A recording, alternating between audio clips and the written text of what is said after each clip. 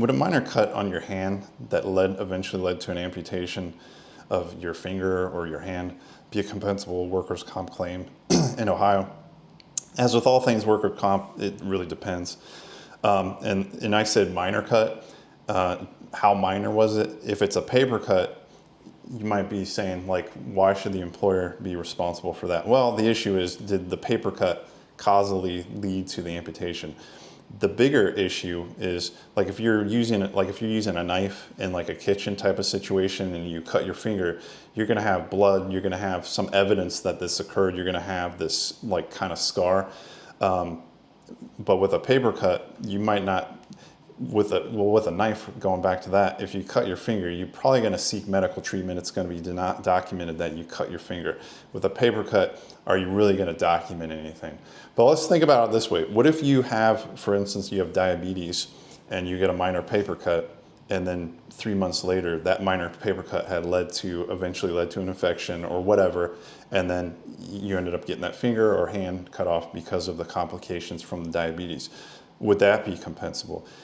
And you might say, why should the employer be responsible for the complications from diabetes? Well, the issue in that instance would be, what is the inciting thing that set the things in play? What was the catalyst for the eventual diabetes and eventually the amputation? If the catalyst was the paper cut, it doesn't matter if you have diabetes. It's called the eggshell skull rule, or it's the idea that the employer takes you as they find you. And we don't have an employment system where only Ubermensch work. It's people of all different physical capabilities and ages that are being employed. I mean, that's good, I think. But in this instance, the issue would be, the complication in that fact would be, was the paper cut documented? Again, was it documented by a medical provider? And was the